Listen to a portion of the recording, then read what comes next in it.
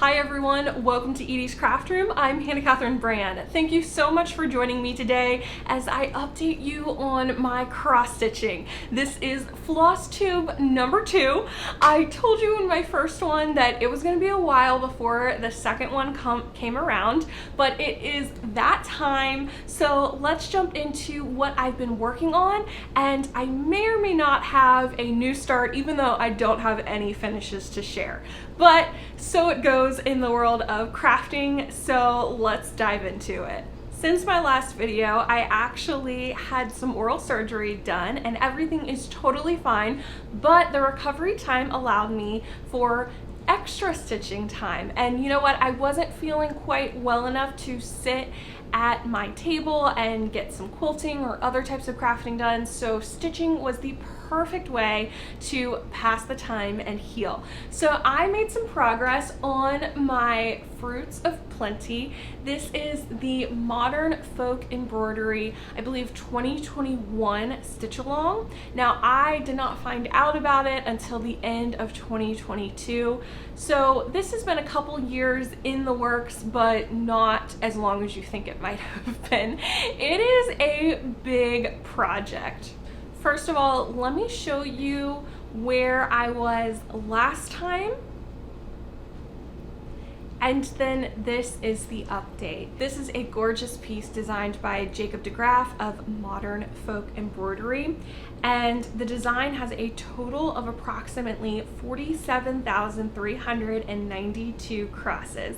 So that's 22,026 crosses of the darker color and 25,366 crosses of the lighter shade. I have stitched this with 2 pulled strands of DMC over 2 on 32 count linen. So ultimately that's requiring about 12 skeins of the dark color and 13 skeins of the lighter shade.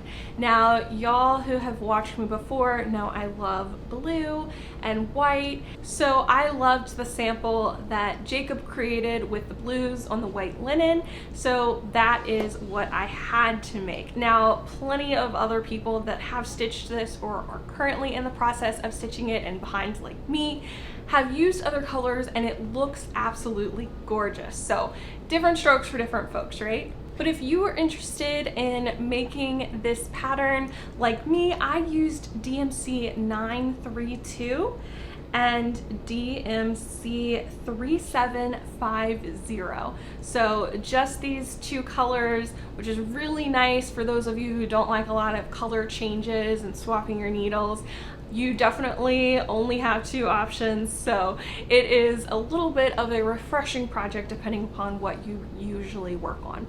I also love linen. It's just a beautiful fabric, especially now in the summer. I just love those natural fabrics, the cottons and fibers, the cottons and the linens and those cool fabrics. I just think it's so beautiful and adds a little bit of extra personality and character. Now that I've been making progress on it, I am certainly feeling motivated to keep going on it. I would really love to finish this year. I don't know if that's going to happen, and to be honest, I'm not putting a self-imposed deadline on this project because I like to enjoy what I'm working on in my free time. The second that I'm not having fun, I put it away, whether that's for cross-stitching or quilting or any of my other crafts. My next update is All Creatures Great and Small by Barbara Anna Designs. This is such a precious pattern. I mentioned before in my first FlossTube that I thought this would look great in a nursery one day, and so I've been working on it and just really enjoying the motifs in this design. Now I am stitching on the recommended fabric and using the called for anchor stranded cotton floss. The fabric is 40 count vintage country mocha linen from Zweigart. Again, you know I love those linens. And again, the called for anchor stranded cotton. There is also 1 skein of DMC, which is 3865 winter white. I'm stitching 1 strand of floss over 2 fabric threads, and there are some back stitches in this piece, although I have not gotten quite there yet. One thing I will say is the 40 count linen, especially in that darker hue, it's a little bit hard to see for me. I have never had fantastic eyes. I do wear glasses and contacts, but I can see up close just fine. But those small holes on that darker fabric, it's tough. So I think part of the reason I haven't made as much progress on this one as expected is I have to be in perfect lighting conditions to work on it, and also just really feeling it, because it does require quite a bit of extra effort. Speaking of extra effort, I decided I wanted to mix things up in my cross-stitching world and do something a little bit different than what I am currently doing. Those linens, like I said, the holes are a little bit smaller, and you know, stitching 1/2 or 2/2, it just requires a little bit more thought going into it. And so I really just wanted some good old-fashioned Aida and something that was perhaps a little bit smaller than some of these grand pieces that I'm working on that I love, but I just needed a finish line a little bit closer in sight, because it was a little daunting thinking about, oh my gosh, I'm going to be working on the same thing for years, which that might be the case, and that's totally fine, and I think it's worth it, but I just needed a closer benchmark, if that makes sense. So I picked up Peachy Keen by Carolyn Manning Designs. I got this from 123 Stitch. And I thought this was absolutely lovely, and it just felt very summery to me. Almost there's orange in it instead of yellow, but almost like that limoncello capri kind of feel to it. I don't know, I just really liked it and thought it was just beautiful and unique. So I have a very small start on this. This is where I am at right now, so nothing too much, but this is just after a couple days of stitching, which is really fun to see, and to see that progress, and the holes are so easy to see, and I don't really have to think, because it's just all evenly woven, and I'm just going and going and going. So I will say it's a little bit bigger than I expected.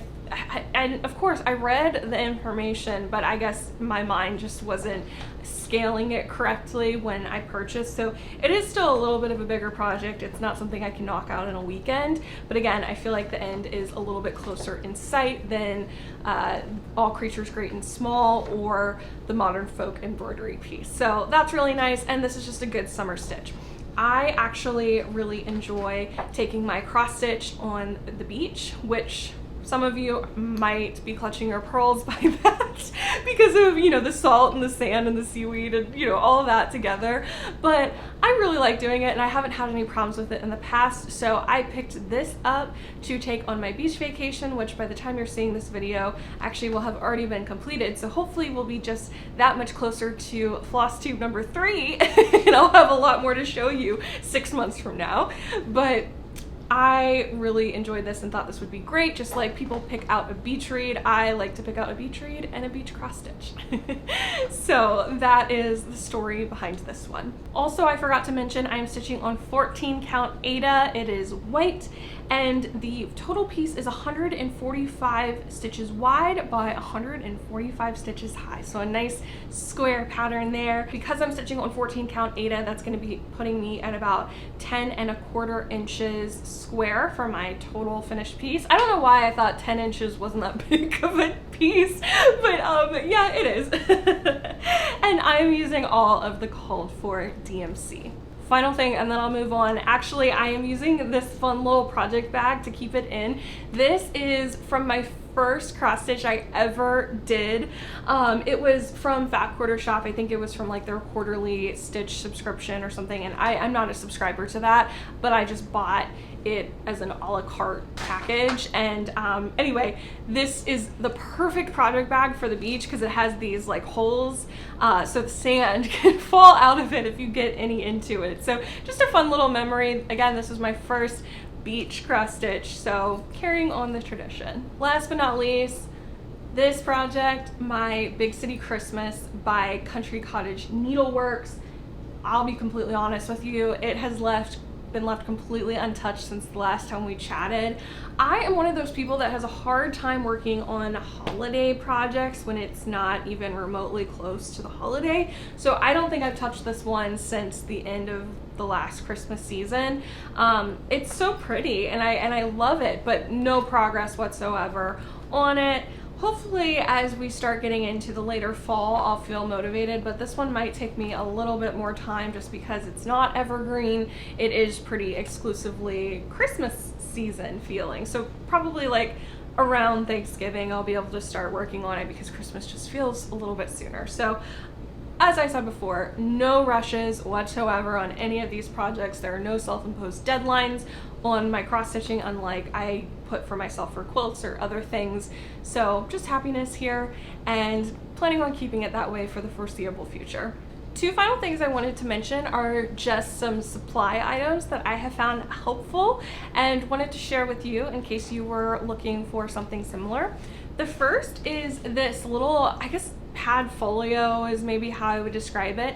It is from Cocoa Knits and it kind of looks like an iPad cover. That's the best way I would describe it. And it is probably a faux leather, some sort of material on the outside. And then there are like little pockets in it with metal on the inside, so it makes all of this magnetic.